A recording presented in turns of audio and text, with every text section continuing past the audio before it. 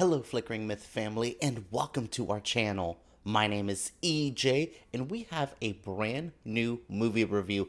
The bad boys are back once again and we are going to be talking about the Martin Lawrence, Will Smith action comedy. We're talking about Bad Boys Ride or Die. First and foremost, I have to say I went into this movie with lowered expectations. I did not like the third installment. I like the first two Bad Boys movies. I think they're fine movies, but I thought Michael Bay was the secret sauce to make it all happen.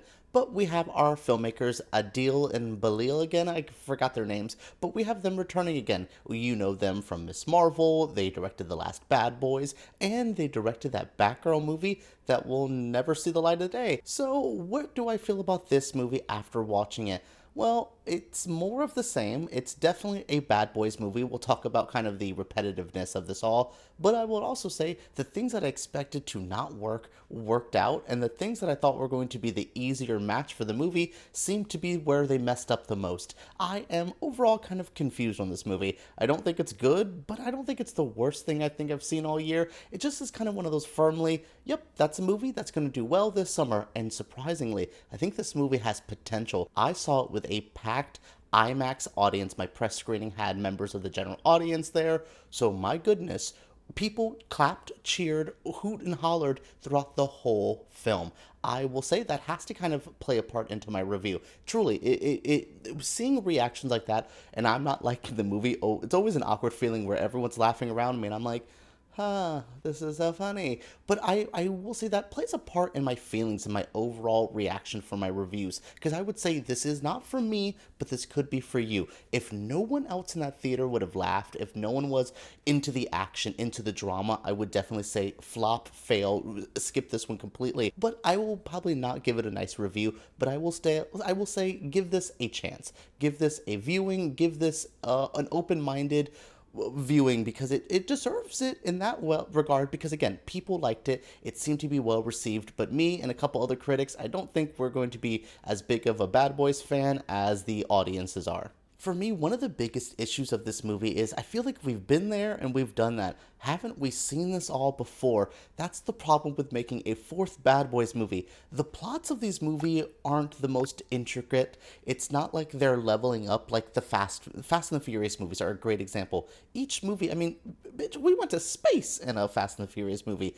I am still flabbergasted we did that. Did I need to see Will Smith and Martin Lawrence walking on the moon to really feel like I elevated the material?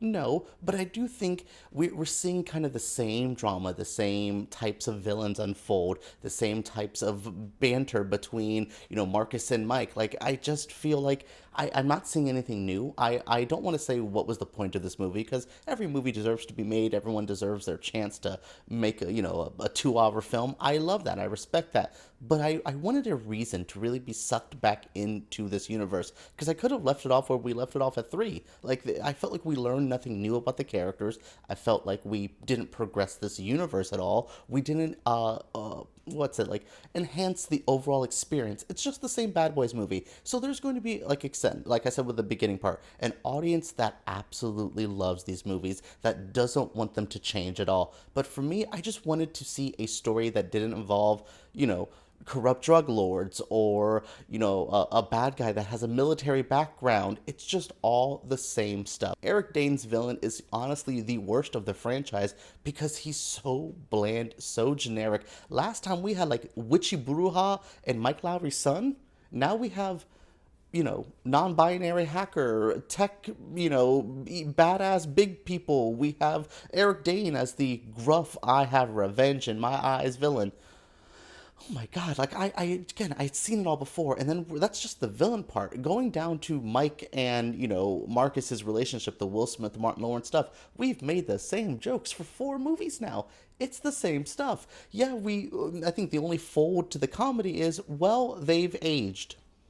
I wanted something better from the comedy. I wanted something better from the tension. I mean, eliminating Joey Pants in the last episode to have him kind of this vague figure here. I will say, actually, the only twist here, or the only change up of things, is we got a little, not supernatural, but like, Marcus, Martin Lawrence's character goes through a traumatic event, maybe a near-death experience that really shifts his perspective, and that adds a level of comedy that does work, and that adds a is this a supernatural franchise? Why are we talking to dead people? Like, it has a moment where I'm like, well, what the hell is this? But the movie never really goes that full on that direction, where like 3 was starting to get a little witchy and weird. I was like, okay, cool. I see that there's elements here where they keep making these bad boy movies a little bit different than the last one, but it feels like we're not progressing enough. And I just feel like, again, I saw the same movie 4 times in a row, and I don't know if that's exactly what I want to feel in my franchise. I briefly mentioned it just now, but I will say the comedy for me works in this movie. I found myself laughing out loud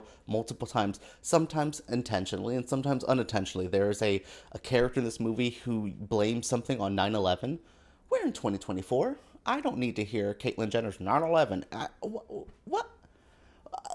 Flabbergasted by that, but it made me laugh out loud because I was like, oh wow, we're really blaming that. But overall the comedy was there. It was funny. It was, Will Smith is a great straight man to Martin Lawrence's insanity, but Will Smith still gets a time to shine, a time to get to do his humor, because I do think Will Smith's hilariously funny, and I think the Bad Boys franchise, he's gotten stuck being the normal one, the non-funny, the non-over-the-top one, and I think Will Smith works well in that field. So I do think that they found a bit more of a balance, but I found myself really enjoying the comedy, which I didn't think it would be. I was waiting for boomer jokes, the Gen Zs of it all. Those kind of jokes have been avoided. It's so smart. We're not dealing with old people humor. We feel younger. We feel fresher in the humor department. I will say, though, speaking of young and fresh, these filmmakers, my goodness, they used every camera, every editing trick, every splashy moment that they can think of, every transition, every CGI effect that we can make for a camera angle. I got tired of it. I felt like I was assaulted every 2 seconds in a scene by some type of over-edited, overplayed, over-the-top filmmaking choices, and I think people are going to really enjoy it. I've seen some critics online already being like, I love these filmmakers and they're so thing. I think this is a poorly directed movie. I feel like they were doing the most in post-production, the most on set with using snorri cams. Let's do a drone here. Let's GoPro that one. We used every goddamn camera in existence, but I feel like it's trying to make up for the lackluster story, the bad villains, and the overall fact that I think our 2 lead actors are aging and they're not the action stars that they once were. There is some really good action scenes that don't involve, Martin Lawrence and Will Smith's character. There's one in a prison scene with Armando. I think that's Will Smith's character, his son. A prison scene where he's using like weights to beat people up. Amazing. There is a action set piece that's a bit of a car chase where someone gets hit by a car and then that car gets a grenade launched, and that person, specifically a famous pop culture musician who people don't really love, gets blown up, and I'm like, ooh, spiciness there. But I just felt like the over reliance on filmmaking tricks was trying to be like, ooh, I know this is a pretty generic script, so let's make this over the top flashy.